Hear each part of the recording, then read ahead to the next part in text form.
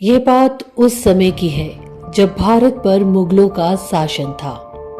एक दिन एक 12 साल के बच्चे ने देखा कि एक कसाई गाय को बेरहमी से खींचकर ले जा रहा है। कसाई गाय को बार बार डंडे से मारकर जबरदस्ती घसीट रहा था।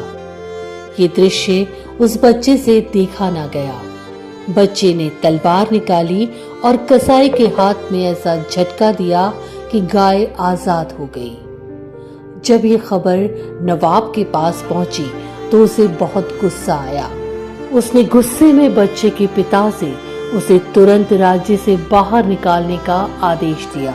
पिता ने नवाब की आज्ञा स्वीकार की और बच्चे को उसकी माँ के पास भेज दिया। 14 साल का होने तक इस बच्चे ने अपने आसपास के पहाड़ी क्षेत्र को अच्छे से जाना और अपने वफादार साथियों के साथ मिलकर इलाके के कई किलों पर कब्जा कर लिया। 15 साल की उम्र में उसने खुद को राजा घोषित कर लिया और स्वराज स्वतंत्रता का सपना देखने लगा।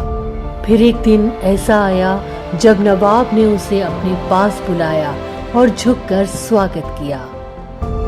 ऐसे थे मराठा साम्राज्य के संस्थापक वीर शिवाजी। औरंगजेब जैसे मुगल शासकों को नाको चने चबवाने वाले छत्रपति शिवाजी का जन्म 19 फरवरी यानी आज ही के दिन 1630 को महाराष्ट्र के पुणे जिले में हुआ था। महाराष्ट्र के लोग इस दिन को पारंपरिक तरीके से शिव जयंती के रूप में मनाते हैं। शिवाजी के पिता शाहजी भोसले एक मराठी सेनापति थे और मां जीजाबाई सरल और एक बहादुर महिला थी। शिवाजी भोसले 6 जून 1674 को रायगढ़ में राजा का ताज पहनने के बाद छत्रपति कहलाए। छत्रपति शिवाजी की बहादुरी और गुरिल्ला युद्ध रणनीति से मराठा साम्राज्य समय के साथ बड़ा होता गया।